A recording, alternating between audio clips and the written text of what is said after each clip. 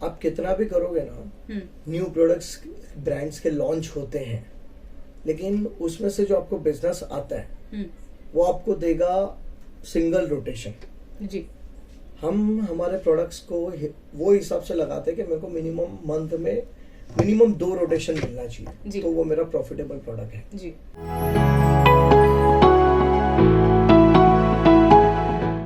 नमस्ते दोस्तों, मैं सुति रस्तोगी, आपकी किराना फ्रेंड। आज पहुंच गई हूं विरार। मोमैया लो प्राइस स्टोर, बहुत फेमस स्टोर है विरार का, वहां मिलने उनके ओनर हरीश भानुशाली जी से। बहुत बहुत शुक्रिया आपका हमसे मिलने के लिए। Thank you. तो जब मैं आज आ रही थी तो मैंने देखे कि एक स्टोर, दूसरा स्टोर, तीसरा स्टोर, मतलब 4 स्टोर आज आपने खोल दिए हैं। तो जैसे आप जब सेकंड स्टोर खोल रहे थे तो आपने लोकेशन देखी होंगी, मतलब तो आपने कैसे डिसाइड किया कि ये लोकेशन मेरे दूसरे स्टोर के लिए बिल्कुल परफेक्ट है? अब लोकेशन में ऐसा है कि हम पहले चेक करते हैं मेरे को फिजिबल है, मैं उतने डिस्टेंस तक जा सकता हूँ। आज मेरे चारों के चारों ब्रांच विरार और विरार ईस्ट में ही है जी। मतलब हम ये नहीं देखते कि भाई अभी हम नालासोपारा जाते हैं या वसई जाते हैं और दूर दूर यहाँ पे मेरे को ज्यादा पब्लिक दिख रहा है, वो नहीं। मैं जहां तक पहुंच सकता हूँ इजीली, जहां तक मेरे पैर में दौड़ के पहुंच सकता हूँ, उतने लोकेशन पे हम पहले जाते हैं जी। ऐसा नहीं करना है कि एक मैंने ईस्ट में खोल दिया, अब एक वेस्ट में खोल रहा हूँ, अब ये स्टेशन हो गया, अब नेक्स्ट स्टेशन। आपका ज्योग्राफिक लेवल बहुत बड़ा है। हमारे स्टोर के साइजेस सब हार्डली 2000-3000 स्क्वायर फीट के हैं जी। तो हमें ऐसा नहीं है कि डीमार्ट की तरह हमने एक स्टेशन पे एक स्टोर ओपन कर लिया। आप एरिया लोकेलिटी वाइज जाइए, सब जगह बिजनेस मिलना ही है जी। इसका क्या रीजन है? मतलब हर किराने वाले को मतलब रेंट प्रॉपर्टी खरीदनी ही चाहिए कि रेंट पे जाना चाहिए? इसके रीजन आप क्या? हर किसी का अपना कॉल है। मतलब हमारा तो ठीक है, हमने 3 स्टोर्स किए, हमको लगता है हम सेटिस्फाइड है। अब हमको रेंट भरना और वो अपना कमाओ, अपनी पसीने की कमाई किसी और को पास ऑन करो, उससे अच्छा बैंक का ईएमआई भरो। 10 साल ईएमआई भरेंगे फिर भी 11वें साल हमारे बच्चे को काम आएगा। और ये रेंट भरेंगे वो उसके बच्चे को काम आने वाला है पैसा। नहीं, जैसे कुछ लोग नहीं, जैसे अगर हर कोई प्रॉपर्टी नहीं ले पा रहा है तो रेंट ऑप्शन है। यस यस, बेफिक्र। अगर आप स्टार्ट कर रहे हो कोई स्टोर, आपका फर्स्ट स्टोर है और आपको लगता है कि मैं इतना बड़ा इन्वेस्टमेंट क्यों लगाऊं, इतना कैपिटल इन्वेस्ट क्यों करूं, तो आप स्टार्ट करिए रेंट से ही। हमने भी हमारी स्टार्टिंग रेंट से ही की हुई जी। लेकिन फिर जैसे हमारे पास एक बिजनेस का सबसे अहम चीज है, वो है आप जब पैसा कमा रहे हो तो पैसा फिर बिजनेस में डालो। जी जी, बिल्कुल सही। तो वो आपको ग्रो करके देगा। लोग क्या करते, पैसा कमाया, बढ़िया घर लिया, गांव में घर लिया, बड़ी गाड़ी ली, ठीक है, लेकिन वो आपका इनकम का 20% शेयर वहां जाना चाहिए जी। बाकी 80% आप जब यहाँ डालते हो रिटर्न, जैसे कि हम SIP के अंदर करते हैं तो क्या बोलते हैं, कंपोजिशन जी जी जी जी। तो आप वही सीन, वही चीज आप अपने बिजनेस में इन्वेस्ट करो। आपको SIP, mutual fund, share market सबसे ज्यादा रिटर्न्स आपको आपका बिजनेस ही देने वाला है, कहीं इन्वेस्ट करने की जरूरत नहीं। लेकिन इन्वेस्टमेंट अपने बिजनेस में फिर करो। तो आप आपकी ओन प्रॉपर्टी ले लो, अपने स्टार्टिंग किया रेंट से, फिर ओन प्रॉपर्टी की तरफ जाओ। भले छोटा स्टोर बने लेकिन ओन रहेगा, वो आपको हमेशा कमा के देगा। तो जैसे मैं समझ रही हूँ कि पहले रेंट से शुरू करिए अगर आप स्टार्ट कर रहे हैं, क्योंकि बड़ा इन्वेस्टमेंट करना वो एक रिस्क है। तो रेंट करके चीजें बढ़ाइए, फिर धीरे धीरे ओन करिए, प्रॉपर्टी करिए, उस तरीके से आगे बढ़ना चाहिए। हरीश जी, जैसे आपने कहा रेंट और प्रॉपर्टी ओन पे आपने जैसे समझाया, तो जब आपने एक स्टोर लिया तो आपको कैसे समझ में आया कि इसका रेंट ठीक है, बिल्कुल यही रेंट होना चाहिए इतनी इस जगह का? किस हिसाब से आपने डिसाइड किया कि ये इतना, इससे रेंट ऊपर नहीं होना चाहिए और ये फिक्स होना चाहिए? अभी जैसे कि ये हमने तो स्टार्ट किया पूरा कंप्लीट किराना से। हम देखते कि रिलायंस है या फिर अदर स्टोर्स है, जैसे कि बिग बाजार था जी, इन लोगों के पॉकेट्स इतने बड़े हैं, इनको रेंट से कोई फर्क नहीं पड़ता है जी। और मार्केट में पूरा रेंट जो बिगाड़ के रखा है वो इन लोग ने। मतलब आप कहीं भी जाओ तो वो आपको बोलता है मेरा प्रॉपर्टी आपको पर स्क्वायर फीट का 100 रुपीज या 120 रुपीज देना है जी। अगर मैं उसको 120 रुपीज दे रहा हूँ और अगर मैं 3000 या 2000 स्क्वायर फीट का स्टोर डाल रहा हूँ तो मेरा रेंट जाता है 2,40,000। अब मुझे 2,40,000 या तो उसको रेंट देना है 120 के हिसाब से। अब उसके अंदर मैं बिजनेस करूँ या ना करूँ वो तो मुझे से लेना ही है। लेकिन अगर मैं 240 अगर मैं रेंट दे रहा हूँ तो मेरा गणित है कि मेरे पास एटलीस्ट पर डे का बिजनेस 2,40,000 आना चाहिए। तो एक बार मुझे 2,40,000 उसको रेंट देना जी ठीक है जी। इतने तक मैं अगर ये लेवल ला रहा हूँ तो मेरा ब्रेक इवन भी आएगा और मैं प्रॉफिट लेके जा सकते हैं। लेकिन मैंने अगर 2,40,000 का रेंट दिया और मैं बिजनेस ही ₹1,00,000 का डेली का कर रहा हूँ तो आप उसको ज्यादा टाइम रन नहीं कर पाओगे। जितना आपका कैपिटल है वो जीरो हो रहा है तब तक आप चला पाओगे। उसके अलावा ठीक है, ये एक सिंपल गणित है। आपने जितना रेंट है मल्टीप्लाई बाय पर डे आपको उतना बिजनेस आना ही चाहिए, नहीं तो आप फिर लॉस जाएगा। जी बिल्कुल। जब आपने सेकंड स्टोर अपना डाला तो आपने उसका लेआउट वगैरह कैसे प्लान किया? कैसे आपने सोचा कि इसको मैं इस तरीके से लेआउट होना चाहिए जिससे कि मेरी बिक्री बढ़े या कंज्यूमर्स के लिए उन्हें पसंद आए? किस तरीके से आपने लेआउट प्लान किया? खुद किया, किसी से मदद ली, कैसे किया? हमने लेआउट तो कंप्लीट खुद मैं और हमारे बड़े भाई मोहन भाई जी। तो लेआउट में उनका मास्टर्स है, वो उनकी उस चीज में काफी माहिर है जी। तो कंप्लीट वो प्लानिंग वही करते हैं। तो हमारा एक सिंपल फंड है। हमारे सब स्टोर में आप जाओगे तो आपको एंट्रेंस पे पहले स्टार्टिंग में आपको मॉर्निंग्स के प्रोडक्ट्स मिलेंगे। जैसे कि आप ब्रेकफास्ट में जाओगे तो बिस्किट्स जी, नूडल्स, फिर अपना बॉर्नविटा वगैरह या फिर ये ले लो चोकोस, कैलॉग्स वगैरह, वो सारी चीजें। आप थोड़ा और आगे जाओगे तो आपको हमारा कंप्लीट पैराशूट और डेंटल केयर ये रेंज मिलेगा। ये हमारे सब स्टोर में फिक्स है। अच्छा, हम इसी हिसाब से जाते हैं कि भाई मेरे को मॉर्निंग में क्या लग रहा है, उसके बाद मेरा दिन कैसे पास हो रहा है, हम वो हिसाब से आगे उसका ब्रेकफास्ट, लंच ऐसे करके आपने पूरा अपना प्लानिंग करी। अच्छा, तो जैसे आप कह रहे हैं आपने सामान खरीदा, लेआउट तो आपकी प्लानिंग हो गई, तो फिर जब सामान लेने की बारी आई, अब लेआउट हो गया, प्लान बन गया सब कुछ, तो फिर जब सामान लेने की बारी आई तो आपके जो डिस्ट्रीब्यूटर्स आपने कैसे चूज करे कि इनसे मैं सामान लूंगा, या ये वेंडर्स हैं या ये डिस्ट्रीब्यूटर्स हैं, तो कैसे आपने डिसाइड किया कि इनसे सामान लेना मुझे खरा पड़ेगा? अभी FMCG है, उनके तो फिक्स वेंडर्स ही है। हाँ। वो तो हमें कुछ बाहर से लेना अलाउ ही नहीं होता है, मुश्किल होता है। हम रेट कटिंग्स के लिए बुकर या फिर अदर मेट्रो वगैरह में ट्राई करते हैं कि भाई वहां पे कुछ अच्छे रेट मिल जाए जी। लेकिन जब हम वो चीज करने जाते हैं तो हमारा यहाँ पे कंपनी के पास जो हमारे जो टारगेट्स आते हैं, हाँ। जिसका हमको इंसेंटिव मिलता है 4%, 5% जो हम टारगेट अचीव करते हैं, तो वो जब हम वो प्राइस अगर मैच करने जाते हैं, वो अगर मैं बुकर से ले रहा हूँ, अगर फिर मैं वो मेट्रो से ले रहा हूँ, तो मेरा यहाँ पे टारगेट नहीं होता, यहाँ पे मेरे को 5% का लॉस होता है। अच्छा। तो वो चीजें हम कंप्लीट हमारा जो ज्योग्राफी का जो हमारा डिस्ट्रीब्यूटर रहेगा उससे ही लेते हैं जी। लेकिन हमारा ग्रोसरी जो है वो हमारा सारा चीज मतलब इंटरस्टेट है। अच्छा। मतलब गेहूं है तो हमारे राजस्थान, गुजरात, अच्छा। MP जी। चावल है तो वो कंप्लीट हमारे साउथ, कर्नाटक, आंध्र प्रदेश वहां के रहता है। बासमती है तो वो दिल्ली, हरियाणा। अच्छा। तो वो सारी चीजें हमारी बल्क पाएंगे और बोलते ना वो हमारा विन विन सिचुएशन का बड़ा हमको फायदा वहां से मिलता है। तो ये तो हो गया आपके प्रोडक्ट्स। तो मतलब आपके यहाँ हर मतलब देश के हर कोने से सामान मिलेगा आपके दुकान में। अरे वाह, ये तो बहुत ही अच्छी बात है। तो अब आपने जब ये सब सामान लगाया होगा तो अब क्योंकि आपने सुपरमार्केट बना रहे हैं तो ऑब्वियसली शेल्विंग, आपके शेल्व्स एक तरीके से होने चाहिए, तो आपने क्या प्लेसमेंट रखा? शेल्व्स कैसे लगाया आपने? शेल्व्स के लिए हमारा फिक्स है भाविन बलसारा क्राफ्टेक वाले जी। तो वो एक हमारा सेल्स का अगर कुछ कर रहा है हाँ। तो वो हमारा बंदा फिक्स है कि भाई इन्हीं से करवा के लेना है जी। क्योंकि आज स्टोर्स मतलब जैसे कि मैंने बताया हमारी ओन प्रॉपर्टीज है और रेंटेड अगर लेने जा रहे हो तो रेंट्स इतने हैवी है।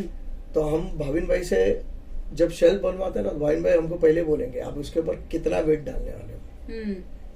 हमने बोल दिया कि हम तो उसके ऊपर बॉक्सेस रखने वाले हैं। भाविन भाई ने हमको आज मेरे स्टोर को 8 years कंप्लीट हो रहा है, हमने वो टाइम के उनके शेल्फ्स लिए। आज आप मेरे स्टोर्स में जाओगे ना तो हमने टॉप लेवल के ऊपर साबुन की पेटियां, हमारा हार्पिक, डोमेक्स, हैवी प्रोडक्ट, हम सारा स्टॉक्स उसी के ऊपर करते हैं। अरे वाह। तो हमारा वहाँ पे गोडाउन के रेंट, स्टॉक लेवरेज, चोरी वगैरह कुछ नहीं, सारा चीज नजर के सामने होता है जी। तो वो फिक्स है कि भाई मार्केट से हम इनको 5%, 10% ये ज्यादा चार्ज करेंगे, लेकिन ये जो प्रोडक्ट दे रहे हैं, क्वालिटी दे रहे हैं, उसके अंदर हमारे पीछे जो हमारा रेंट, लेवरेज सारा चीज वसूल करके हो जाता है। बिल्कुल। 8 साल से अगर वो शेल्फ लगे हुए हैं और मेरे ख्याल से जिस हिसाब से आप बता रहे हैं और 8 साल, अरे 100%। हाँ, तो कई उन शेल्फ को कुछ नहीं, लोहा लाट है आपके पूरे। यस, बिल्कुल वो चीज है। तो अब तो ये तो आपने जैसे स्टोर करा, सब कुछ प्लानिंग आपकी हो गई, आपने स्टोर बना लिया, शेल्फ लगा लिए, प्रोडक्ट ले लिए। अब बात आती है स्टाफ की, क्योंकि आप तो एक हैं, दो स्टोर में कैसे भागा दौड़ी, तो स्टाफ तो बड़ा इम्पोर्टेंट है। तो स्टाफ हायरिंग में आपको कितनी, मतलब आपने कितनी दिक्कत हुई या दिक्कत नहीं हुई, दोनों चीजें हो सकती हैं क्या? क्योंकि और पहली बात, आपका फर्स्ट स्टोर तो था ही, आपके पास आपके आदमी थे, वो लॉयल्टी जो आपको चाहिए जो आपके फर्स्ट स्टोर में थी, तो जब आप स्टाफ हायर कर रहे थे तो किस तरीके से आपने चुना उनको कि हाँ ये मुझे स्टाफ इस तरीके का मिल रहा है, ये मुझे रखना होगा? देखो, काफी चीजें है ना प्रोफेशनल न बनने में फायदा है। अच्छा, बहुत सी चीजें प्रोफेशनल बनो, बहुत सी चीजों में प्रोफेशनल न बनने में फायदा है। लोगों को परखो, अपने साथ उनको लेके चलो, उनको ट्रेन करो। और आज भी मेरे जितने भी स्टाफ्स, अगर मैं उनको स्टोर हैंडओवर कर रहा हूँ या स्टोर का मैनेजर बना रहा हूँ जी, या उनको कुछ जवाबदारी दे रहा हूँ मेरे कैश की, मेरे बैंक की, तो हम प्रोफेशनल, कोई डिग्रीज या किसी का बैकग्राउंड वो सब चेक करके नहीं, मेरे पास वो काम कर रहा है, इतने साल से कर रहा है, हम उसी को प्रमोट करते हैं आगे। अच्छा, हाँ, मतलब वो आया, कोई किसी ने बताया कि भाई मेरा ये एक्सपीरियंस है, ये क्वालिफिकेशन है, ठीक है भाई, हमारे बाकी स्टाफ के साथ तू ये काम कर। फिर हमको लगा कि नहीं, कि ये आदमी के ऊपर भरोसा लायक है, तो हम उसको आगे प्रमोट करें। और हमारे जितने भी स्टोर्स में जो हमने मैनेजर्स बनाए, तो हमने सब लगभग, हमारे ये स्टोर का जो सबसे पुराना आदमी था, 4 साल 5 साल से काम, उसको एक स्टोर में हैंड ओवर कर दिया। अरे वाह। फिर वापस वहीं से कोई अच्छा कोई चुन के मिला, उसको थर्ड में हैंड ओवर किया। अभी फोर्थ के लिए भी हम वही प्लान कर रहे हैं कि ये जो हमारे पास टोटल आज की तारीख में 80 स्टाफ है। अरे वाह। तो इसके अंदर सारे कैशियर्स हो गए, जिनको सुपरवाइजर का एक्सपीरियंस है, लोडर्स है, मेरे पास तो लोडर्स है, उनको भी मैंने मैनेजर बनाया। मेरे एक स्टोर में जो मैनेजर है वो मेरे पास 4,000 पगार से था, आज आराम से मेरे से 25,000 रुपए लेके जा रहे हैं। अरे वाह, अरे वाह, बहुत और अच्छी उसने मतलब उसने कुछ 11th या 12th ही किया था जी, लेकिन हमने उसको सारा चीज हमारे साथ 1.5 साल 2 साल उसको ट्रेन किया, उसने फटाफट सारा चीजें सीखता गया, कवर किया। आज मेरा एक स्टोर संभाल रहा है। बहुत ही अच्छी बात है, ये तो हमें ही सुन के बहुत अच्छा लग रहा है। कभी कभी क्या होता है ना, तरक्की दूसरे की भी बहुत खुशी देती है। यस, बिल्कुल।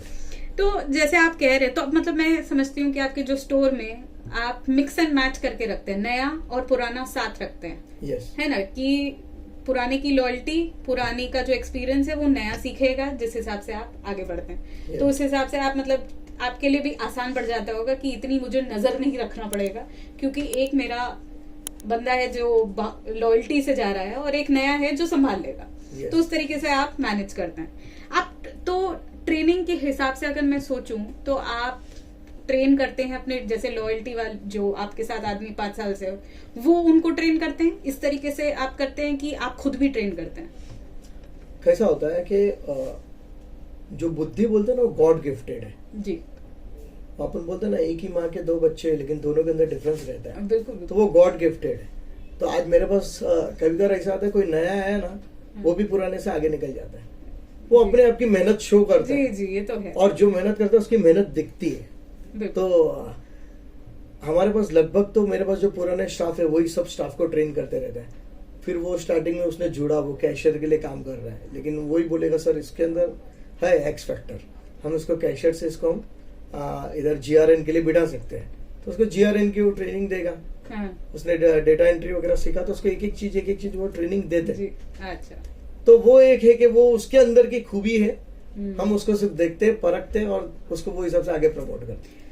तो हरीश भाई, जैसे आपने बताया कि आप ट्रेनिंग देते हैं, सारा स्टाफ करते हैं, तो आप सॉफ्टवेयर आपने लगाया है, तो आपको मतलब इसकी क्या जरूरत है, इम्पोर्टेंस क्या है सॉफ्टवेयर की? कैसा है, मैंने आपको बताया कि हम स्टार्टिंग किराना से थे, फिर किराना से मार्केट देखा हमने, मार्केट में डीमार्ट वगैरह खोल रहा है, बहुत सारे सुपरमार्केट खोल रहा है, तो हमने भी प्लान किया कि सुपरमार्केट करना है जी। तो स्टार्टिंग में हमको नॉलेज नहीं था, तो हमने डॉस बेस्ड सॉफ्टवेयर यूज किया था। तो वो डॉस में क्या होता था कि हमारे सेल्स है ना, वो एक चीज ट्रैक हो जाता था, उसकी एक लिमिटेशन थी। डॉस के अंदर मेरे दिमाग में कुछ नया आइडिया आ रहे, लेकिन वो सॉफ्टवेयर में ऑप्शन ही नहीं होता था। तो फिर हम उसके अंदर सेल्स कर रहे थे, 1.5 साल हमने यूज किया रहेगा। फिर हमने चेंज किया सॉफ्टवेयर, गो फ्रूगल टेक्नोलॉजीज का यूज किया जी। आज मेरे सर जितने भी शोर सब में मैं वही यूज कर रहा हूँ, गो फ्रूगल ही। तो इसके अंदर मेरा सेल्स हो रहा है जी। सेल्स के अलावा सेल परचेस तो उसमें भी होता था, इसमें मेरे को सेल्स के बाद मेरा अकाउंट्स, ऑफर्स, फिर स्टॉक मेरा जो है हम स्टॉक टेक करते हैं तो उनका मोबाइल एप्लीकेशन है जी। तो मैंने मेरे बंदे को बोल दिया कि आज बिस्किट कैटेगरी का स्टॉक लेना है, तो वो अपने मोबाइल पे उनका जो एप्लीकेशन है वहाँ पे वो स्टॉक डालेगा जी। जैसे कि पार्ले जी 1 kg है, सिस्टम में दिखा रहा है 100 बट फिजिकल उसके पास 80 है, तो वो 80 ही दिखाएगा। मेरे को यहाँ पे रिपोर्ट मेरे लैपटॉप पे आता है, मैं उसको अपडेट करता हूँ 20 शॉर्ट हुआ, उसको एक बार सर्च करेंगे, हुआ तो ठीक है, नहीं हुआ तो फिर उसको शॉर्ट में डाल दो। तो वो सारा चीजें थी जो हमको डॉस बेस में नहीं मिल रहा था, तो इसके लिए हमने सॉफ्टवेयर चेंज किया। तो ये चीजें हैं खास हमारा अकाउंट्स और स्टॉक, तो दोनों चीज के लिए हमको फिर बाद में सॉफ्टवेयर पे आना पड़ा। जैसे अभी होली गई है हरीश भाई, होली गई है, त्योहार आते हैं, तो मार्केटिंग एक स्टोर की कितनी इम्पोर्टेंट है, कितना हमें मार्केट करना चाहिए? यार एक तो हो गया त्योहारों के लिए मार्केटिंग, एक हो गई जनरल मार्केटिंग जो आपको समय दर समय करनी चाहिए। तो किस तरीके से आप ऑफर्स या मार्केटिंग क्या करते हैं आप? अभी ऑफर्स में कैसा है कि हमारा फिक्स है, हम कस्टमर को 4% ऑफ देते हैं। अच्छा। तो हमारे 4% ऑफ प्रोडक्ट्स के ऊपर लगे हैं, लेकिन उसके अंदर अमूल वगैरह जिसके अंदर मार्जिन बहुत छोटी है, जहाँ पे मार्जिन बहुत स्क्वीज साइज है, तो वहाँ पे हमको फिर बाद में 1% देना पड़ता है। या कोई उनके प्रोडक्ट है बेबी प्रोडक्ट्स वगैरह, बेबी फूड वगैरह, उनके फिर हम ऑफर्स नहीं दे पाते। और बहुत सारे प्रोडक्ट है जिनके अंदर हमको हाई मार्जिन है, मसालास वगैरह, तो उसके अंदर हम 10% भी ऑफ पास ऑन कर सकते हैं कस्टमर को। तो ये अलग अलग तरीके के ऑफर्स चलते रहते हैं हमारे पास, buy 1 get 1 free, buy 2 get 1 free. ये आपके खुद के ऑफर्स जो आप बनाते हैं? यस, कुछ ऑफर्स हमारे जिसके अंदर अच्छा मार्जिन है जी, तो वो हमको ऑफर्स मिलते हैं, तो हम कस्टमर को पास ऑन भी करते रहते हैं। अरे वाह, बहुत अच्छा। और एफएमसीजी प्रोडक्ट्स के ऊपर क्या आप कुछ देते हैं? जैसे एफएमसीजी आप लेके आ रहे हैं, तो उनके जैसे अगर उनके ऊपर कोई स्कीम है तो वो दे सकते हैं, अदरवाइज आप उन पर कुछ करते हैं? हमारा 4% ऑफ चालू ही रहता है। फिर बिग पैक्स रहते हैं, जैसे कि कोलगेट का 300 ग्राम 500 ग्राम पैक हुआ, शैम्पू के 400 ग्राम और 680 ml के जो पैक्स आते हैं, तो बिग पैक्स पे हमको भी ऑफर मिलती है हमारे सप्लायर से, तो हम वो ऑफर हमारे कस्टमर को पास करते हैं, फिर भी हमें एक 10% का मार्जिन बचता है। अरे वाह, तो वो एक गुडविल क्रिएट करता है। जी जी जी, बिल्कुल करता है, बिल्कुल बिल्कुल। एक ट्रस्ट बहुत जरूरी है। yes. और एक बार ट्रस्ट बन गया तो आपके कस्टमर आपको नहीं छोड़ के जाएंगे। नहीं छोड़, तो बिल्कुल। जैसे मैं पूरा, जैसे आप बता रहे हैं, आपने स्टोर डाला, आपने ये सब किया, तो मैं समझना चाहती हूँ कि कितना इन्वेस्टमेंट आपका लगा, किस तरीके से आपने प्लान किया, किस तरीके से कितना इन्वेस्टमेंट लगा? इन्वेस्टमेंट कैसा है कि एक कैपिटल इन्वेस्टमेंट होता है जी। स्टोर स्टार्ट करना है तो मुझे कितने का माल भरना है, तो डिपेंड करता है आपके स्टोर की साइज पे जी। एक आप ऑलमोस्ट उसको पकड़ के चलो तो पर स्क्वायर फीट आपको 20,000 रुपीज एक आप पकड़ के चल सकते हो जी। कि मेरा अगर 100 स्क्वायर फीट का भी स्टोर है, मैंने 20,000 पर स्क्वायर फीट यूज कर रहा हूँ, तो मुझे 2 लाख का इन्वेस्टमेंट 100 स्क्वायर फीट के एक स्टोर में लगता है। आप जब सुपरमार्केट कर रहे हो तो आपको मिनिमम 1000 प्लस स्क्वायर फीट का स्टोर रहेगा जी। तो कस्टमर को घूमने के लिए वगैरह उसको जगह मिलता है जी। तो आप उसके अंदर आपकी लिमिटेड इन्वेंटरी, तो आपको वो स्टोर का साइज करना है तो आपको 20 लाख का इन्वेस्टमेंट लग सकता है जी। फिर डिपेंड आपका एरिया, आपका लोकेलिटी, आप क्रीम एरिया मतलब साउथ मुंबई की तरफ जा रहे हो तो वहां पे आपके प्रीमियम प्रोडक्ट्स बिकते हैं, तो वहां पे आपका इन्वेस्टमेंट मैंने आपको बताया कि 20,000, तो वहाँ पे आपका 30,000 हो जाएगा जी जी। ठीक है, वहाँ पे प्रोडक्ट्स प्रीमियम बिकते हैं, हमारी तरफ है, हमारे यहाँ पे गेहूं चावल ज्यादा बिकते हैं जी, तो इसके लिए हमारा इन्वेस्टमेंट 20,000 का आ जाता है। अब उस तरफ जाओगे तो आपका इन्वेस्टमेंट शायद 30 भी जाए 40 भी जाए जी, डिपेंड ऑन द लोकेलिटी जी। तो जैसे आपने कहा प्रीमियम प्रोडक्ट्स वगैरह, तो आपने क्या प्रोडक्ट, नए प्रोडक्ट्स कुछ इंट्रोड्यूस करे, कुछ कि कस्टमर को चलिए एक बार ये नए प्रोडक्ट्स दिखा के देखते हैं, या कोई प्रीमियम प्रोडक्ट, तो कुछ वैरायटी आपने चेंज करी अपने नए स्टोर में? आप कितना भी करोगे ना, न्यू प्रोडक्ट्स ब्रांड्स के लॉन्च होते हैं, लेकिन उसमें से जो आपको बिजनेस आता है वो आपको देगा सिंगल रोटेशन जी। हम हमारे प्रोडक्ट्स को वो हिसाब से लगाते हैं कि मेरे को मिनिमम मंथ में मिनिमम 2 रोटेशन मिलना चाहिए, तो वो मेरा प्रॉफिटेबल प्रोडक्ट है जी। जैसे कि मैंने ले लिया एक एग्जांपल, लैक्मे के प्रोडक्ट्स हो गए जी, या फिर जो कि प्रीमियम ब्रांड्स है, उनके प्रोडक्ट क्या होता है कि मैंने आज लिया, मैंने मेरे शेल्फ पे 6 पीस रखे, लेकिन वो 6 पीस बिकने के लिए 2 महीना लेता है जी। और यही चीज अगर मैं नॉन प्रीमियम प्रोडक्ट्स में जाता हूँ, जैसे कि हमारे मैगी हो गए या बिस्किट्स हो गए, ये सारी वेराइटी मेरे को 2 रोटेशन देता है। मतलब मैंने उनका ₹1,00,000 का माल लिया और मैंने महीने में 2 लाख का बिजनेस किया।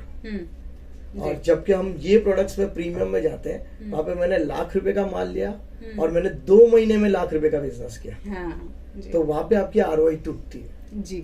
तो हम मैक्सिमम जो फोकस करते हैं हमारे बिजनेस में, वो टॉप 2500 SKUs है जी। हमको मालूम है कि ये प्रोडक्ट्स है जिनका मेरे को मिनिमम महीने में 1 रोटेशन तो आना ही चाहिए, तो वो प्रोडक्ट ही नहीं रखना है। अच्छा, अगर 1 रोटेशन वो प्रोडक्ट नहीं देता है तो वो डेड स्टॉक है, मेरा जगह वेस्ट कर रहा है, मेरा कैपिटल ब्लॉक कर रहा है। और मैंने आपको बताया कि हम बिलीव करते हैं कि भाई प्रोडक्ट प्रॉपर्टी ओन करना है, बैंक से लोन करना है, तो हमको मालूम है हमारा इंटरेस्ट का मीटर चालू है, तो हम वो हिसाब से प्लान करते हैं कि भाई मेरे को एटलीस्ट 1 रोटेशन न मिले तो वो प्रोडक्ट रखना ही जी। ये बात तो बिल्कुल सही है, क्योंकि रोटेशन नहीं होगी तो फिर बिजनेस ये बिजनेस में मेन रोटेशन ही है जी। क्योंकि ब्रांड्स नए रोज नया ब्रांड लॉन्च करते हैं। आज लीवर है, उसका एवरी मंथ आप देखोगे तो एक ब्रांड लॉन्च होता है, वो एक ब्रांड के अंदर कम से कम 20 SKU लॉन्च करेगा जी। अगर उसने अभी आयुष ब्रांड लॉन्च किया, जो अक्षय कुमार का ऐड आ रहा है, आयुष ब्रांड के अंदर उसने 20 to 30 SKU लॉन्च किया। उसने आपको सबका बोला आपको 2-2 पीस रखना है, तो वो 2-2 पीस का भी वैल्यू आपका 50,000 लेके जाएगा। अब वो 50,000 का प्रोडक्ट मेरे स्टोर पे 3 महीना तक रुका है, मेरी जगह रोक रहा है, जो कि मैंने आपको बोला आज 120 रुपए स्क्वायर फीट रेंट है।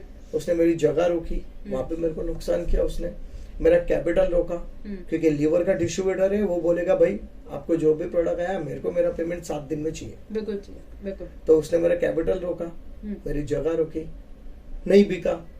इससे बेटर है कि मैं वो चीज को अवॉइड करूँ। बिल्कुल सही बात है, बिल्कुल सही बात है। जैसे आपने स्टोर किया, सब कुछ स्टार्ट किया, कैपिटल लगाया, नए प्रोडक्ट्स, सारी प्लानिंग करी, तो क्या एक स्टोर अगर किसी को खोलना है तो क्या उन्हें लोन लेके खोलना चाहिए? हर किसी का अपना अपना कैलकुलेशन रहता है। हम तो बिलीव करते हैं कि लोन लेना सबसे अच्छी चीज है। अच्छा जी। लेकिन आप जब बिजनेस लोन ले रहे हो तो अच्छा, आप होम लोन लोगे, कार लोन लोगे, मोबाइल लोन लोगे, ये सारी चीजें आपके कैपिटल को डैमेज करता है। अच्छा, ये आपकी ग्रोथ डैमेज करता है जी। ये लोन्स तो कभी नहीं लेने चाहिए। अच्छा। बिजनेस के अंदर लोन लो, आपको बैंक एक 9 या 10% रेट ऑफ इंटरेस्ट पे आपको लोन देता है जी। लेकिन आप या 9 या 10% मंथली आपके बिजनेस के अंदर इन्वेस्ट करके कमाते हो, तो वो जो आपका 12 महीने में से 11 महीने का आपका इनकम आपके घर में आना है, 1 महीने का वो लेके जा रहे हैं बैंक जी। तो हम तो बोलते कि लोन लेना चाहिए, लेकिन बिजनेस के लिए, पर्सनल गाड़ी लोन, ये सारी चीजें नहीं लेनी चाहिए। बिजनेस, अगर बिजनेस चल गया तो गाड़ी तो अपने आप आ जाएगी। यस, गाड़ी घर सब आ जाएगा, बिजनेस चल जाना चाहिए बस। बहुत अच्छा लगा आपसे बात करके, बहुत ज्यादा हमने आज सीखा, और मैं बिल्कुल आशा करती हूँ हमारे और भी किराना वाला भाई आपको सुनेंगे और वो बहुत खुश होंगे और बहुत सीखेंगे आपसे, क्योंकि जो इनसाइट्स आपने दिए ना, वो बहुत कमाल की इनसाइट्स हैं। थैंक यू, बहुत बहुत शुक्रिया आपका हमसे बात करने के लिए। Thank you so much Harish भाई।